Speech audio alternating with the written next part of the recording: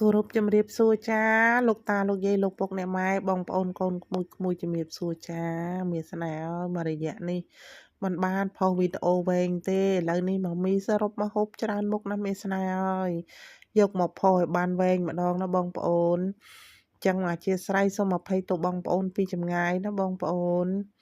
ចាបងប្អូនបានឃើញវីដេអូមកមីហើយកុំភ្លេចណា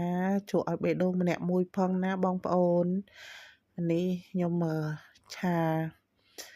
ស្ពៃចង្កឹះសាច់ជ្រូកចិញ្ច្រាំបងប្អូនភាគច្រើន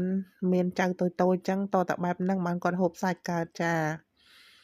ហើយមុខម្ហូបនេះដែរបងប្អូនណាហៅថាអង្ក្រងខំតគួនបងប្អូនជាតិណាស់បងប្អូននេះមានតែសាច់គោដាក់មិនបាច់និយាយតែម្ដងណាបងប្អូននិយាយពីជាតិនោះជាតិតែម្ដងខ្ញុំចូលចិត្តណាស់ប៉ុន្តែកូនស្រីពៅគាត់មិនសហការគាត់ថាគាត់អត់សូវចូលចិត្តតែចំណែកម្ដាយចូលចិត្តចា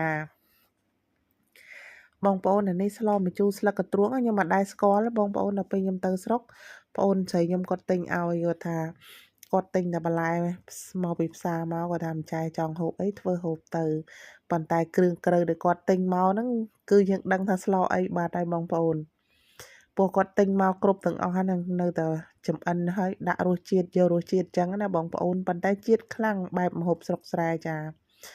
ហើយនេះក៏ជាសំណប់ចិត្តរបស់ខ្ញុំដែរបងប្អូនមើលម្ហូបរបស់ម៉ាមី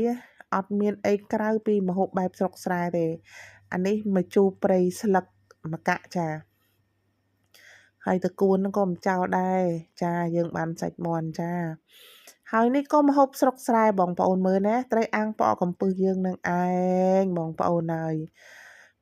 ត្រីបាច់ស្រះមានត្រីក្រាញ់មានត្រីដែងហ្នឹងបងប្អូនអើយពីថាហូបបាយដៃមិនបាច់និយាយទេតែបាយកុំយកបាយទុនខ្ញុំចូលចិត្តបាយរឹងឆ្ងាញ់ណាស់បងប្អូន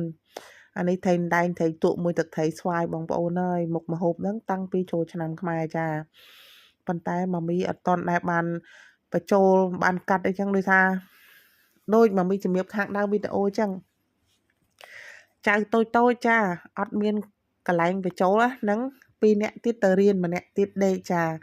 ម៉ាមីនោះក៏ឆ្លៀតចូលក្នុងកន្ទប់បានបញ្ចូលសលេងចែកជូនបងប្អូនទស្សនាដោយសារមហោ view យាដែរហើយចានេះភ្លាសិកោបងប្អូនហើយ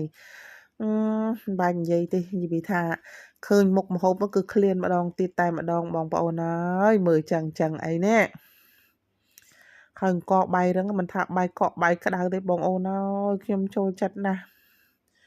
ហើយបើថាបាយទុនណាបងប្អូនខ្ញុំហូបតែល្មមនេះខ្ញុំផឹកទឹកដើរចេញឯងខ្ញុំហូបបាយកទុនស្រកគីឡូតែបងប្អូន